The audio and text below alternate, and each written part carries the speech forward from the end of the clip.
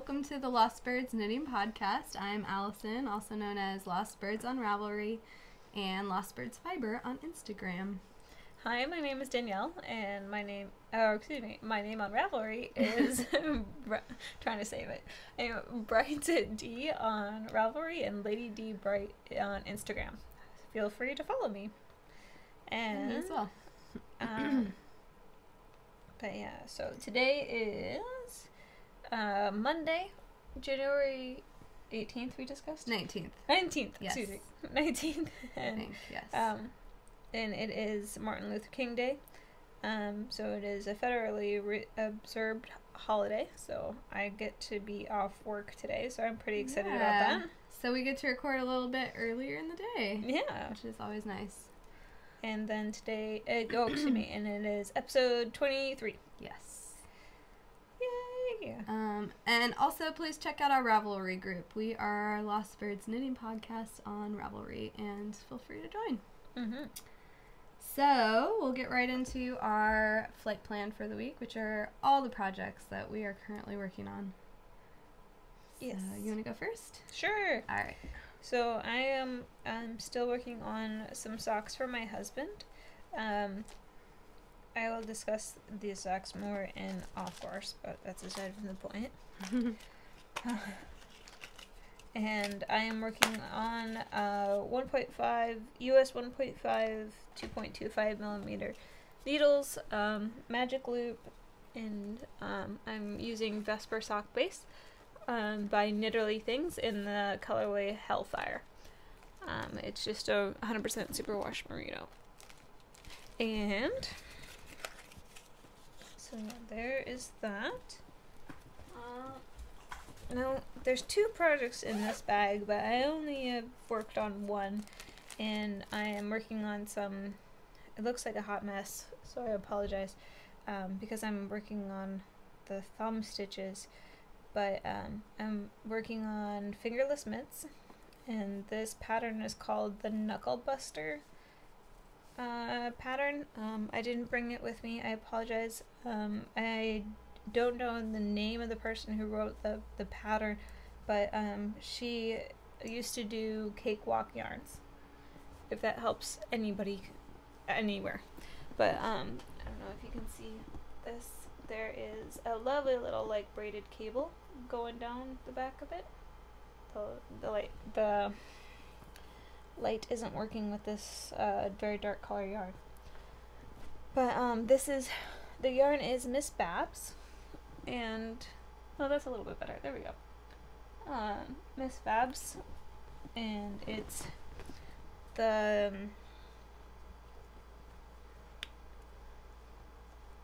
one with nylon in it. I can't remember the base. I apologize. And it's in the Midnight Hour colorway. But I have the groovy shawl in here as well, and it did not get any love. It is feeling unloved. And I'm sorry, I'm working on US 4 needles, magic loop on that kind. And let's see here. I am also working on, in the very large fat squirrel bag, my Spooled cardigan by Hannah Fedek. I recently joined the sleeves to this, and I haven't been able to get a whole lot of distance on this guy, just because like one row is taking forever and it's kind of daunting me. Like it's laughing at me in the corner, you know what I'm saying? So there. I do love this lattice work panels in the front, though. Of course, you can't see them when I'm talking about them. There we go. I do love that, and like seriously. And but yeah, that's in the bag. And I'm working on this yarn is Cashmere DK by Cascade Yarns. It is a discontinued yarn, which makes me kind of sad because it's a microfiber cashmere wool blend that I absolutely love. Very soft. Very, very soft. However, I have been told that it pills a lot. Which I think is actually normal with a lot of very fine fibers, you know, and especially cashmere. So I finished some commission knitting a hat. So this was my template, the person gave me, and then I have an end that still needs to be woven in, but this is the finished project. Oh wow! So, look at that. They look very similar. You except did a good job. One is shorter than the other, but and I blocked it, and it's acrylic, so I don't think it's going to be much more stretch to it. Well, you could always add a little bit more ribbing. That's true. I don't know how much I want to take out the cast on edge though. Yeah. We'll see how that actually goes. We might have to do some doctoring. Okay, and my last thing I've been working on is some spinning, and this fiber is from Into the World. Into the World, and thank you so very much. And it colorway is called Courtly Frogs, not country frogs, but Courtly Frogs. Yeah. We've had this discussion, and I thoroughly enjoy on how it's spinning up. It's spinning up to be, it's definitely a lace weight on its single, and I'm gonna just spin it straight and then do a Navajo ply for it. So do you think it'll end up a fingering or a sport maybe? Yeah, it definitely end up being a heavy fingering to a sport. Very nice. We'll see how it actually goes, because I do love those colors. I do have a little bit of spots that I ended up getting a little bit thicker, but yeah. 'Tis how it is with hand spun. Yeah.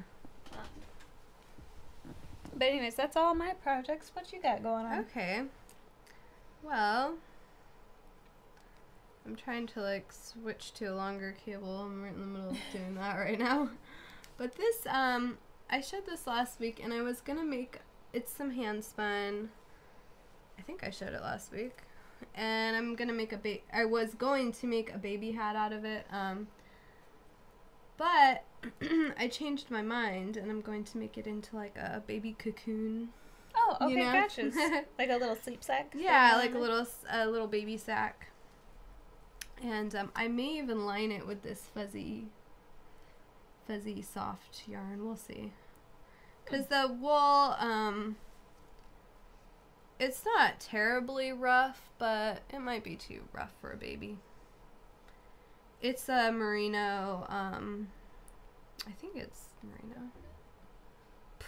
I'm terrible at labeling the hand spun yarns that I'm going to use for myself, you know, that I'm going to keep. I should be better at it. But it's plied with a cotton thread, so. Anyway, I'll hold it up a little bit closer so you can see. It's blues and purples and turquoise.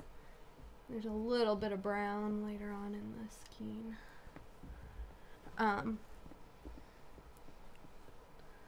So that's what I'm currently working on. Then I have something very exciting. Hey, look at that. So my cast on, or the bind off, is a little bit loose. I might actually undo that and do it a little bit tighter, or I might block it first and see if it'll block out. But Intarsia Hell is done with, and now I'm just on the the bag is done except for weaving in ends and seaming up the side here. So then I'm just gonna knit the little handles, and it's done. And I've been kind of focusing on this because I don't like having projects that just hang out on my needles, and I don't like having unfinished projects, and I don't like having a lot of projects going on at one time. So I like to get stuff off the needles. And this one is just like, this project, it was not fun. I don't recommend this pattern unless you really love working with a lot of tiny balls of different colored yarn, or bobbins if you have them. Yeah, or if you love our Intarsia and color work, maybe you'll like this, but it was just too much untwisting of little balls of yarn all the time for me. So Otherwise, I do really love how it looks. I mean, I love the effect. This was a pattern from, I've talked about this in the past. I've showed it to you guys, but I'll refresh your memory. This was a kit from KnitPicks. And so the main body part is their chroma worsted weight yarn, and it's 2 different colorways of that. What you do is you take these 2 different balls of yarn and you divide each of those up into 8 smaller balls of yarn.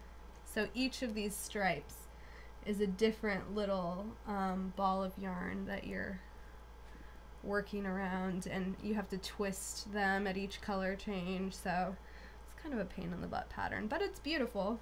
It is really a nice effect. So anyway, there's that. Almost done. Yay. That's highly exciting. Yes. And I also did some spinning. So here, it's still a little damp. I just washed it and hung it up last night. But it's a really bulky 2-ply, and this is 100% BFL, and this is fiber that I've spun, or I mean that I've dyed myself. So, and it's actually it's hard. I mean, you can't tell in a hank like this, but it's fractal spun, which means I took the braid. The braid was dyed in a gradient, but you could do it with any kind of like color repeat roving or top. And you split that braid in half, like lengthwise all the way down the center. You split it in half. You spin one half as is, and the other half you split up further. So I split the other half again, but you could split it again. You could split it 2 or 3 times. So and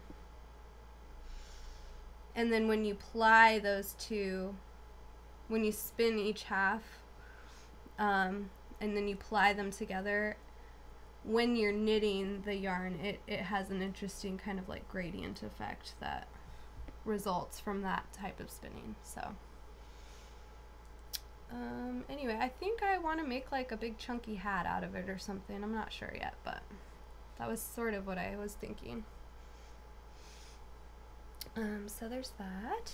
And then I did some other spinning as well, and if you guys follow me on Instagram, you saw a picture of it was like a bubblegum pink actually the picture didn't show its true color. It was kind of more of a coral. There was some coral, there was some like hot pink, it was a bunch of different pinks, and it was a commission. A girl that I used to know here, she moved, but she's still a member of like our local Facebook group, and she was, I don't know, I don't even remember how we started talking, but she started showing me pictures of these hats she wanted to make, like the baby newborn photography prop hats. I'm sure you've all seen. They're always made out of like chunky, thick and thin yarn. And so she was looking for some hand spun yarn, and I said, oh, well, I spin yarn. And then so she had me spin her some yarn and these pinks and things for, she wanted to do Valentine's Day themed stuff. So you can see the picture of the yarn on Instagram, but I don't have it here because I've already mailed it off. So that's that. And I also have just a couple of examples of some yarn that I've dyed, or sorry, some fiber that I've dyed. So these will be going in my shop as soon as I can get them photographed. But this one is merino and silk, which I love. Merino and silk is one of my favorite combinations. It just drafts and spins so beautifully. It's super soft. You can spin it very fine if you want to. I'm gonna say that's what my Courtly Frogs is. Yes, anything with silk blend in it is just usually, I love working with it. Here's another merino silk one. I really like how this one came out, actually. These are sort of more random color ways than I usually do. And then I also have some superwash BFL nylon blends, so it would be good for like socks. Those would be some bright socks. I know, I love that is some. If you can't tell, I like the bright colors. So that is some neon love right there. Yes, there is some neon colors going on here. By the way, that's totally the show title. Neon Love. And then here's one more. This is also BFL nylon blend. And then, so it's not quite coming up accurate, but it's kind of like orange, navy blue, or navy blue and a turquoise. Anyway, I'll post those in my shop, and I have more than that, obviously. These are just a few.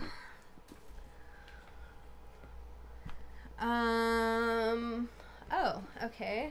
And one last thing I've been doing. So I have this bag of old t-shirts that I've been just like hoarding with the intention of making them into like t-shirt yarn, and I want to do a scrap, like a t-shirt yarn rug or something. So I've been cutting up t-shirts, and it takes a while. So I cut them. What I do is I actually just cut them straight across the body of the shirt, so it ends up a loop, and then I take like 2 loops and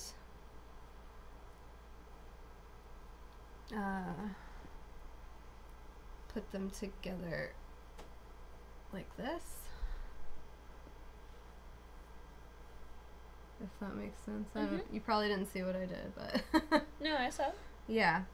So anyway, But how would that work to add more to it? So here's like a ball that I've started. So you just take the end of the last loop, and you take another loop, and so that you take the ends, and they're kind of overlapped, and then you grab the bottom. Oh, I see. I don't know. It's really hard to explain, but they're just sort of. I got it. Yeah.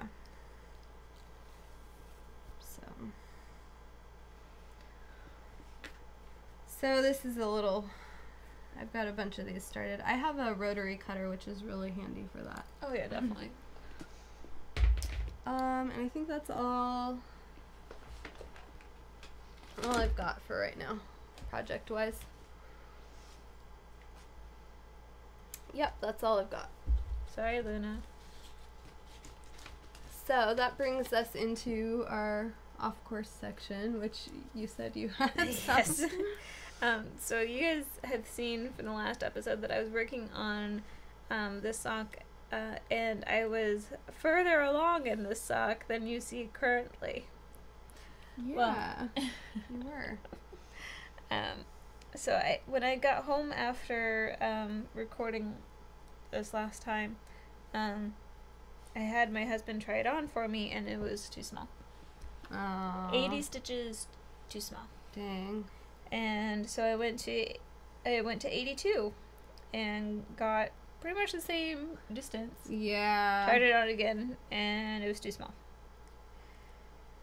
So, but I was doing all of this in ribbing and stockinette. So I am going to try 82 and do a 2x2 rib, and hopefully that will cause a little bit more stretchiness where it will be fitting him. And of course, you know, my thought process is I did this for you last year. same denominations, like same yarn. Not the same yarn. It's thinner yarn, which is funny. Yeah, this is thinner yarn. This is thinner yarn. Well, yeah. So then you probably would need to increase the stitches, I would think, especially as a tight knitter. Yeah. So yeah. Yeah, I did 80 stitches last year, and it nearly killed me. And now I'm gonna do 82 stitches of the 2x2 grit. I'd probably just jump straight to 84 at this point, just to add a little bit of a. So my thought process is like, of course it can't be my fault at all, right? It can't be like my knitting or anything like that. It'd be like, did you grow in the last year? Yeah. Like what is wrong with your feet? Versus you need to take his other sock and compare it. Yeah, that's true. Yeah. But yeah, it was really funny, because I was like, what is wrong with you, rather than what is wrong with me. So I had that little bit of off course, and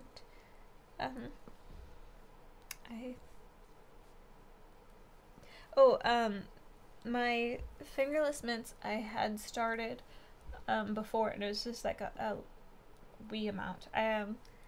And I wasn't using a pattern for that, and I was just kind of making it up as I went along.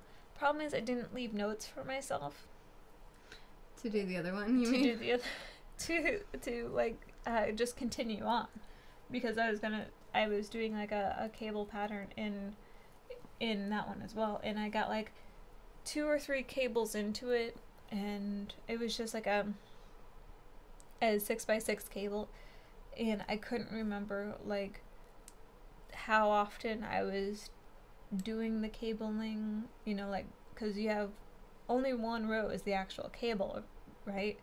And everything else in between the cables is like a rest row to make it wider so you can do the cable again. Couldn't remember how many rest rows I put in or anything like that, and I'm like, at this point in time, it's probably better if I just rip out and find a pattern, and then make sure that I give myself notes on that pattern. That's what I did. As I ripped it out, started again with an actual pattern. So yeah, that's my off course. My knitting was not well behaved the last 2 weeks.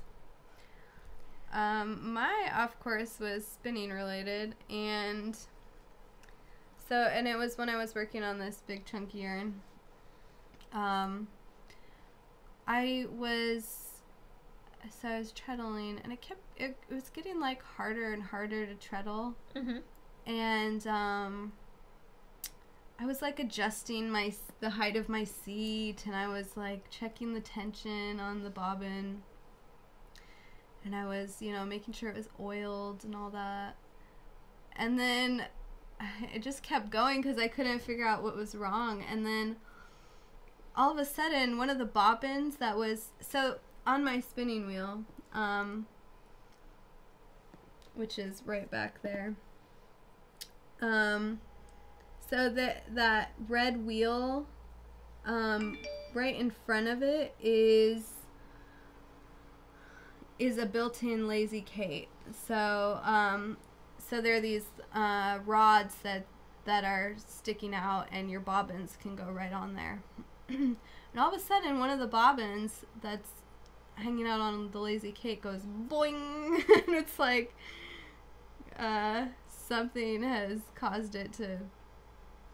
Something was pulling on it, and it released. And so then I look, and the leader that was on that bobbin had gotten sucked into the drive, like the actual like rotating mechanism in the middle of the drive. Yeah, right. Wheel. So where what do you call that? Like the axle, the center of the spokes. Yeah, I don't know. It didn't get caught in the spokes. It got caught like on the shaft that the drive wheel spins around. So it got sucked in there, and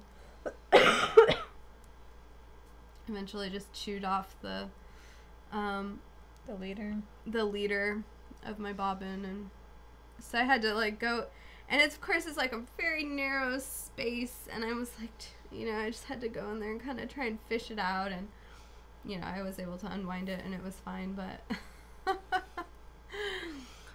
yeah, that was my off course, so I have to keep an eye on my leaders and make sure they're not unwinding and getting sucked into my drive wheel there. At least there was no damage done, and it was much easier to treadle after that. Surprise! Yeah, so problem solved.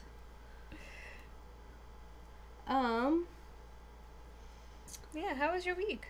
Or weeks, pluralized. Sorry, I just lost something. I realized it's alright.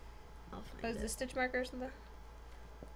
No, I thought it was being clever, putting the little key right here on my pregnant belly shelf for safekeeping, but of course it's slipped off now, probably down into my lap somewhere.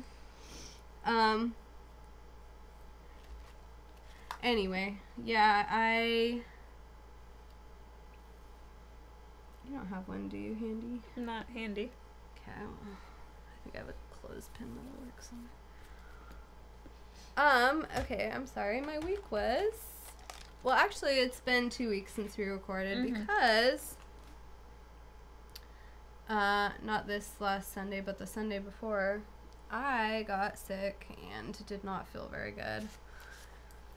And it was just a cold, but, you know, I still had, like, the achy body kind of feeling, and I was just not up for recording, so, We held off. yeah, we just skipped it, and, I took the week to kind of just recover. And in the meantime, I did that spinning commission, which I talked about, so, I dyed a bunch, and, I got my hair cut. Yeah, over a foot, right?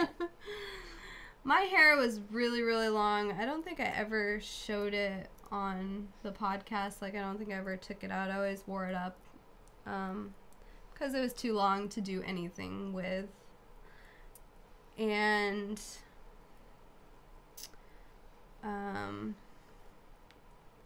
so anyway, I've kind of been growing it out to donate it. Although I didn't mean to grow it out quite so long. But I have been wanting to donate it. So Where'd you donate it to? I donated it to Pantene has a program called Beautiful Links, and they donate hair to, they make adult size wigs. So, like, there are a lot of organizations that make child size wigs for children with cancer. They make high quality free wigs out of human hair. So, but Pantene makes adult size wigs. So for like teenagers and up women who are fighting cancer. And I decided to donate to this organization instead of, well, first of all, because my cousin Taylor, I've mentioned this before, she's fighting cancer. And so it's sort of in support of her. And I'm not brave enough to shave my whole head like many of her friends did in support of her hair loss, going through chemo.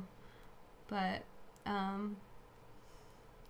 did want to donate my hair. So Pantene Beautiful Links is actually, they're kind of endorsed by the American Cancer Association Society, I think. They are, and I think Wigs for Kids is the other organization that they recommend that you go through.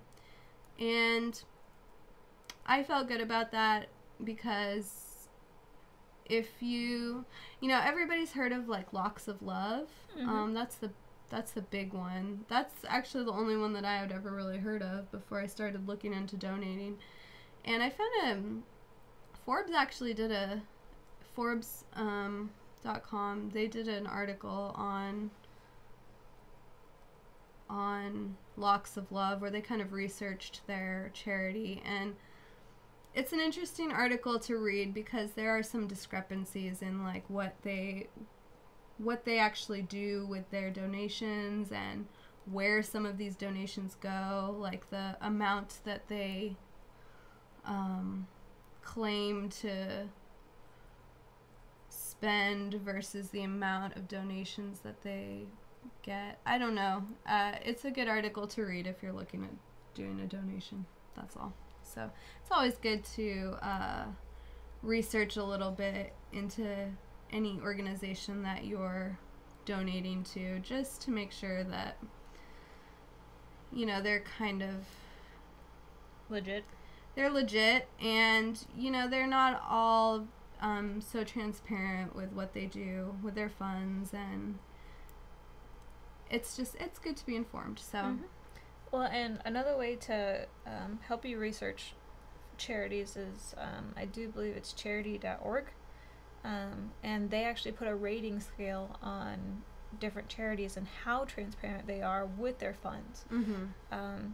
I know this Christmas I donated to water.org instead of sending presents, just because most of my family is all adults now. So we are, you know, if you are in need of something, you're going to go out and get it yourself versus waiting for Christmas. Yeah. So I wanted to have, my family discussed it, and they wanted to have something that they, you know, kind of all got behind, in terms of thought process, and, you know, just kind of all together as a group donate to them, and we chose water.org, and I went to charity.org, and, you know, made sure I did a little bit of research on them, and they had a pretty high transparency level in terms of their finances and how much of that money actually goes to the people that are in need and that sort of stuff. So if you're planning on donating or making charity donations a regular part of your life, please make sure that it's going to a really good cause that is, you know, open and honest about their stuff. So charity.org, give it a go. What else you got? Anything else that you did? The last thing that I had was I showed on the podcast a little while ago a baby sweater and a matching headband. It was like a pink stripe with a crocheted flower, and I had knit that for a friend who had her baby. She was a very good friend of mine, Susie, and so she had her baby this week, and it's been fun talking to her, and she's a first-time mom, so I don't know, it's just nice sharing war stories. And Mommy war stories. Yeah, and I feel good because I can give her advice, and it's helpful, and I don't know. It's just it's nice seeing such a good friend become a mom for the first time, and watching her go through all the things that I remember going through, you know, with my first child. So congratulations, Susie and Lee, on your beautiful little girl. Hey, so that's all I have. Very good then. How about you? This last 2 weeks was obviously work stuff and some ATM problems. Like all of 4 of our ATMs were off, and they were telling us that we were off by like a couple of $1,000s, and we're like, gosh. Oh no, we aren't. Thank you very much. So we had to do some software issues on those guys, and of course some physical counting of the cash, and so yeah, that was fun. And they're like, why are you off this? And we're like, we're not, we promise. But yeah, and this So yeah, it was fun trying to figure that one out. We didn't really do anything, my husband and I, the last 2 weeks. It was just normal everyday stuff. I have gotten into running more, and of course I decided to start running again when it's cold out. So trying to like not cold out. Yeah. When I was running in Iowa, you'd go outside and it just sucks all the air out of your lungs, and you just start coughing. I coughed. Yeah.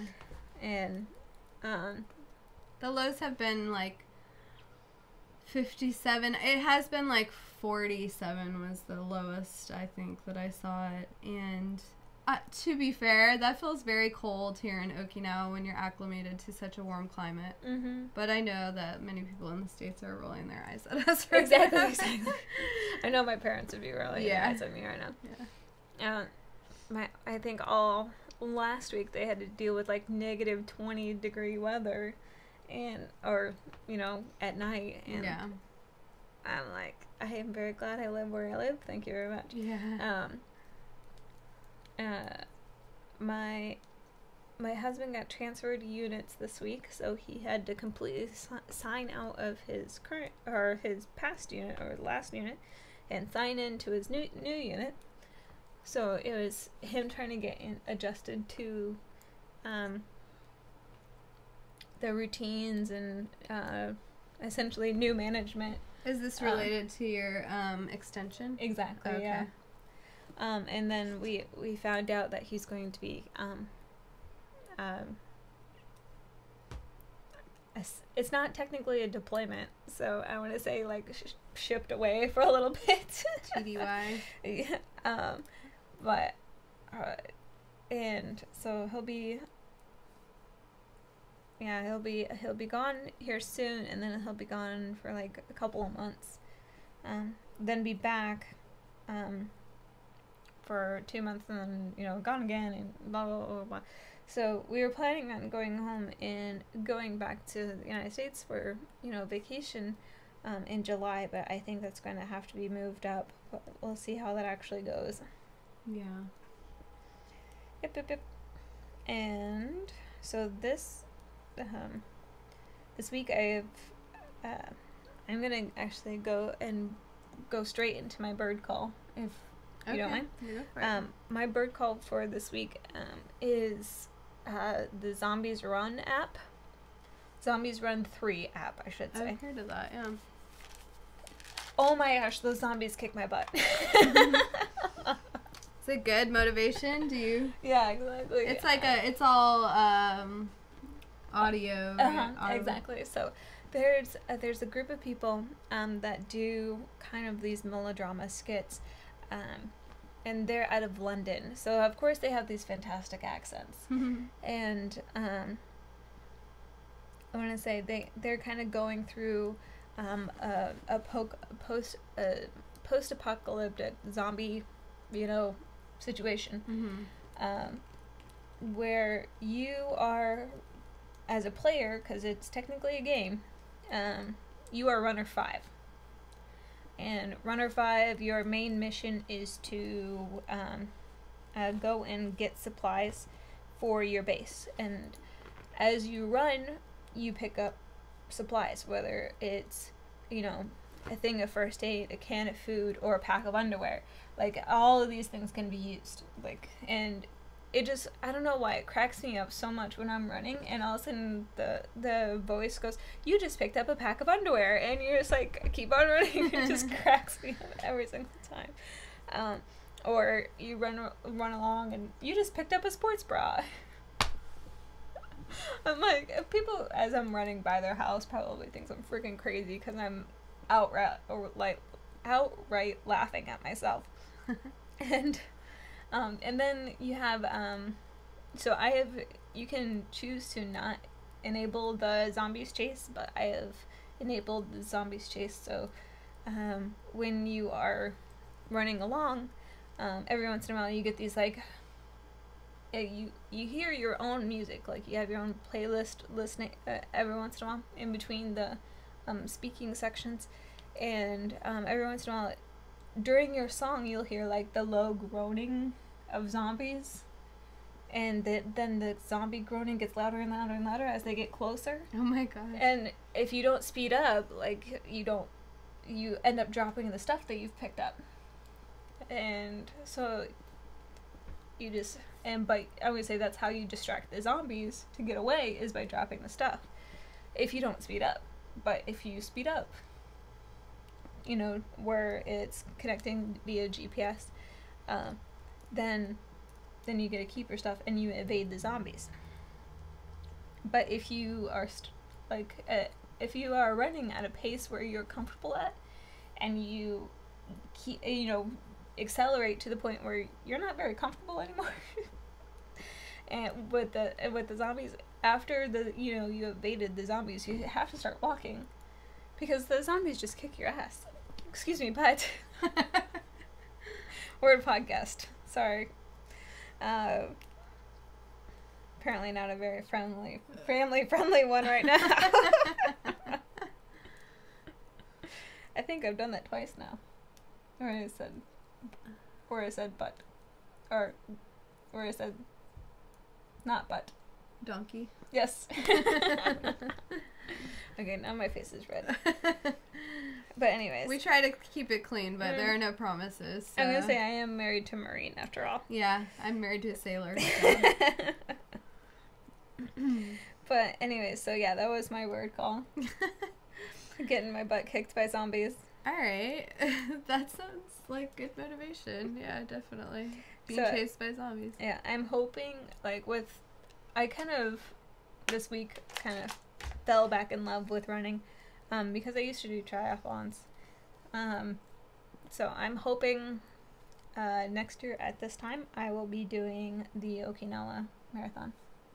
Oh, awesome. Because that's in February 25th.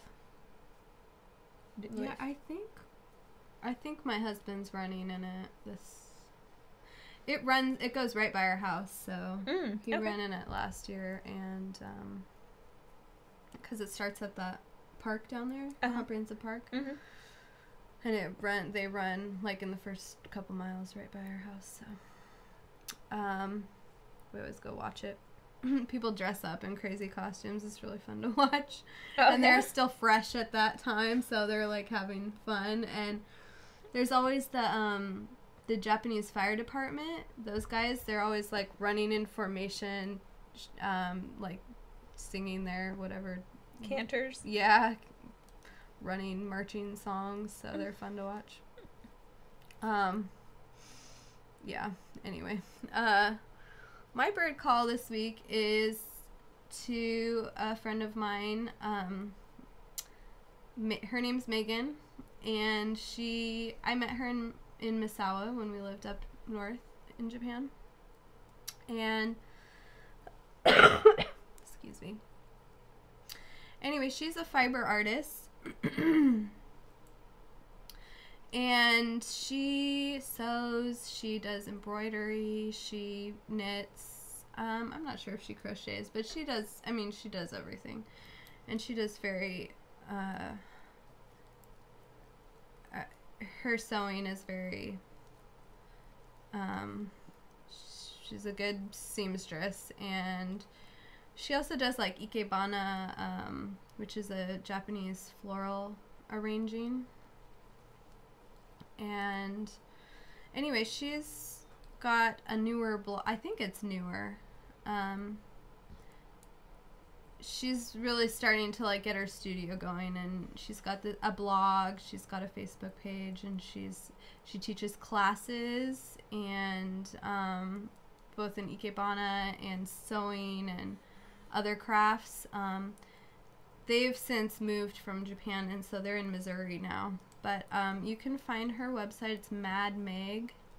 So she's Mad Meg's studio. And I think she's Mad Meg on Ravelry. And it's MADMEGH. And her website is madmeg.com. So MADMEGH.com. You can see some of her work there and some of her inspiration. But she apparently went for the first time to the Kansas. Like Kansas City? I can't remember. I should have written down better notes, but I think it was actually in Kansas, but I don't know where. But it's a, what, are you laughing at my messages or something? Well, your husband is texting me apparently and saying he saw me pick my nose. Okay. Well, I was gonna say, I just stuck out my tongue out at him a few seconds ago. I think he's staring at us through the windows. Really? All the windows are closed. Well, I'm sorry. Oh, yeah, no, there's his shadow. I see him. Okay, sorry. Total disruption there. Sorry. Tangent. Yeah, anyway, so madmake.com, go check out her blog, and she has Madmake Studio on Facebook. I think she's Madmake on, like, Instagram and Ravelry. But anyway, she went to her first, like, I don't know if it was a fiber guild or a weavers guild, some kind of fiber arts guild. She went to her first meeting with them, and she came home with not one, but two antique spinning wheels for $5. $5 each? No, $5 total. And I was so jealous. I am so jealous of, because, you know, in the States, you can find deals like that. You know, it just doesn't really exist out here where we are. I cannot wait to be part of a guild and meet some other wonderful fiber artists. And I think she in her blog post, she said that she went to her first night, and they happened to be having like a shop and swap, so you could, people had stuff for sale or for trade, and one lady had these 2 spinning wheels, and she didn't know it was a swap and shop, so she only had like $5 on here, and the woman she said she would just take the $5, and Megan's not a spinner yet, but she's gonna learn on a drop spindle. She's gonna learn shortly. Yeah, and apparently neither of these wheels are complete. So one wheel is more complete, and the picture she has of it does have its like a flyer, and it has a bobbin and all that. The treadle looks like it's attached and would work, but I think it's missing, you know, like its tensioner, like the piece of leather.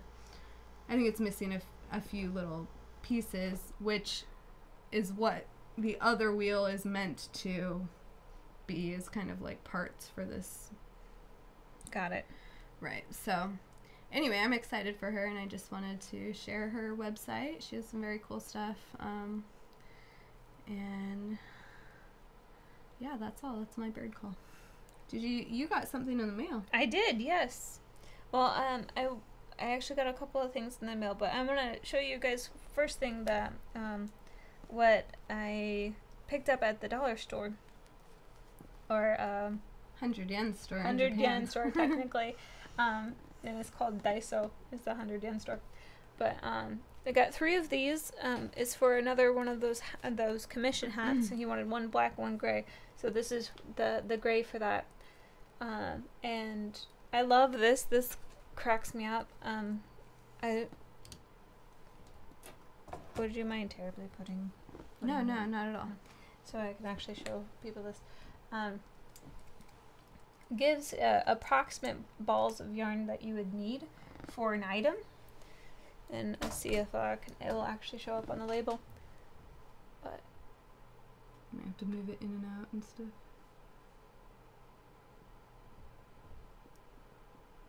Back it up, move it closer. There we go. Okay. So it has like a little picture of a hat, a little bit of picture of a scarf, a little picture of a sweater, and it gives you like the approximate balls of yarn that you need. And it's up on the kanji there, and it just cracks me up, because like it gives you like a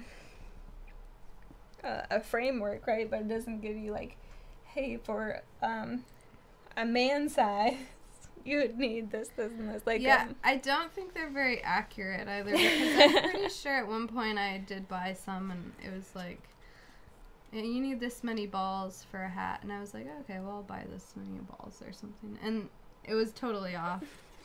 I think they're just guessing. Yeah.